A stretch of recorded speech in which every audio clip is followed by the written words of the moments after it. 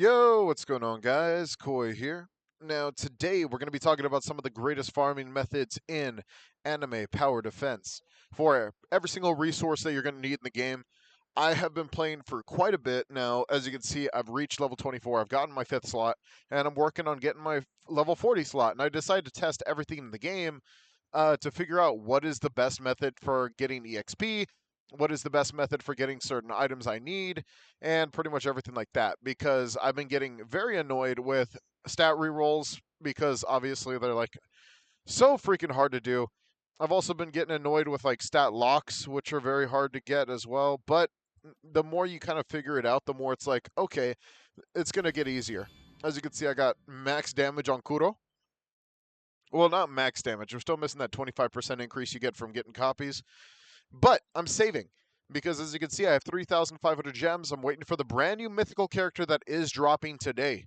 So, with the brand new mythical character dropping today, I've also saved my pity, as you can see. And there are some other resources I am going to want as well. I'm just going to roll one more time just so I can be close to the pity real quick.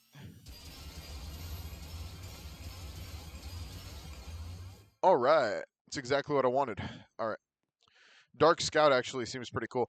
Also, by the way, this is also I think is the one of the best ways to get like reroll power. But we're here to talk more along the lines of, uh, or we're here to talk more along the lines of stuff that we're actually going to need, not using anything that we have. So, for instance, for like stat rerolls and stuff like that, do take into consideration that we will be talking about those. We will be talking about locks. We will be talking about some of the more necessary things like stable cores, upgrade stars, and arcane shards. So, stay tuned. All right, so first things first, let's go ahead and dip into some of the farming methods that this game actually does offer. One of the biggest ones, in my opinion, is definitely the AFK world.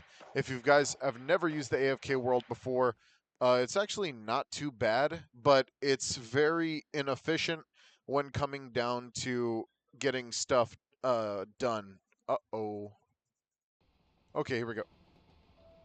For instance, you do have good chances overnight. Let's say if you put on an auto clicker, because obviously you do need an auto clicker, you are going to be getting like some power nodes. You're going to be getting some gems every single time this thing hits 10 minutes, which is not too bad, but exactly not the fastest either, with a 0.2% chance to also get your hands on one of these boxes. Is it the most efficient farming method? Definitely not. All right. Also, that music was about to get me copyright striked, I swear. But with that being the case, right, we want to be the rich in resources, and there's some ways that are much better to do it than others. So let's go ahead and talk about it. One of those ways is actually by going to play and also using specifically story mode. Now, story mode, right? It it's kind of funky because the way that it kind of works is you have like these hard mode and then easy mode. So if you go from both to both, as you can see, for some reason the resources go downwards, and also like I think they switched them. So definitely devs definitely need to fix this. Whenever it comes down to just working on this stuff, the only thing that you're literally going to be farming here is levels. Now, if you do the final stage on normal mode, because there's no difference between the two, if you do the final stage on normal mode, you will get your hands on just a fat stack of EXP. This is the most EXP you could get, the most fast way to get EXP in the game. It's so fast, it's like ridiculously fast. We'll do that at like the end of the video. But first things first, let's talk about the other ways that you're going to be wanting to farm. So, if you guys have never been down here, this is like the challenge area where every single time you're down here, there's going to be a challenge. Now, the thing is, with this area comes some problems. You're not going to get what you want unless you're doing the right type of challenge. And believe it or not, it has nothing to do with the challenge itself. It has to do with the map that the challenge is on. Now, it looks like every single challenge map will be linked to a very specific challenge rewards will be linked to a very specific challenge map. As you can see, if we talk about Ice Fortress, you look at these rewards, we got the 155, the 7, the 4. We go over here to the other one that's Ice Fortress, 155, the 7, the 4. So it's literally based off of the map itself and not the, the rewards. But if you want to farm the most resources whenever it comes down to the ascending currency and stuff like that. As if you don't know, if you do not know, I'm talking about the whenever you look at your units and you're doing like this stuff with the badges. Whenever you're farming the badge stuff, that literally has to do with this material. So we're talking about the crystallized material, we're talking about the arcane and the stars. Now, to get this stuff and to get a lot of freaking locks and a lot of resources in general, this is definitely the best place to do it because it's fast, it's quick. And then if you do it on Blue Planet, specifically Blue Planet when it comes out, you could repeat Blue Planet multiple times a lot. You could just keep repeating Blue Planet until you feel like you're satisfied with all the rewards. There's no like drawbacks with it, and then that's about it. Now, if we're going to be talking about boxes and specialty units, that's where we're going to have a problem because this is probably one of the hardest, most difficult modes for a lot of people to deal with, and that's because it literally just has to do with the fact that this is some end game content. It requires you to already be leveled up. It requires you to have at least 4 to 5 really good characters, and you just keep going down the list. And the rewards do not get any sweeter. The only difference between these is literally just the characters themselves. So you could get the relic unit here, you could get the relic unit here, which is Yuha.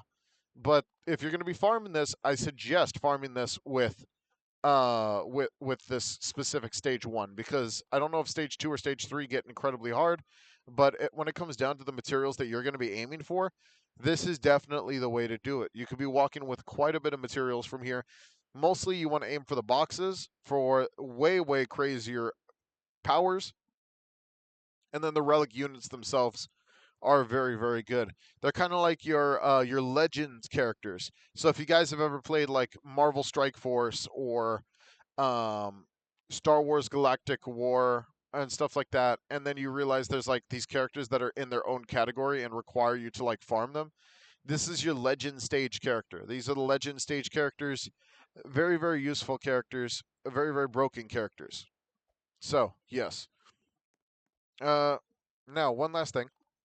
As a Doing Blue Planet solo is the easiest thing known to man. And freaking oh yeah, by the way, do not farm the resources off of specifically just don't use resources to farm. Don't try to farm resources on relic runs. If you're going to do a relic run solo and then just like finish it quickly so you don't have to deal with it later. All right. Let's get Minato. Now, doing this, if you have just a very fast character like Minato, he can literally just solo the entire thing. That's it. Never have to worry about him. He does his job. It's over after he's placed. As long as you just upgrade him, he's just like my favorite character right now because he's just so useful compared to every other character that I've been able to play with so far. As you can see, he pretty much knocks out all this early game content like nothing. Boom. And then wait for the upgrades. Did I not get money? Oh no, I did. Yeah, so I'll be like chilling here and I'll just go do some YouTube stuff on the side, and that's pretty much it. If you just have a fast enough character like Minato, let's say Kuro because he also got buffed. We also have Goku Black and some other characters that you can use as starter units, and they all do the same job. It's really easy, no farm necessary. That's it. How do we? Oh, 2 times speed costs money? Are you crazy? I didn't even know that existed. Maybe that's a newer thing. All right. See, right there. Boom. Look at my SPA, by the way. I'm very proud of this SPA. Lots and lots of grinding. All right. Well, happy grinding, guys. I hope to see you guys real soon. Whenever we start talking about like getting your the newest characters and stuff like that. Like, let's see what the new mythical is going to be because I'm very excited. Like I say, don't forget to subscribe. Don't forget to like the video. Don't forget to comment down below. All the interactions and everything like that super helps the channel and also helps the game in some way. So I'll see you guys later. Peace out. Oh, did I say ring that bell? Oh, my bad. Ring that bell. Stay notified on all future stuff. Peace.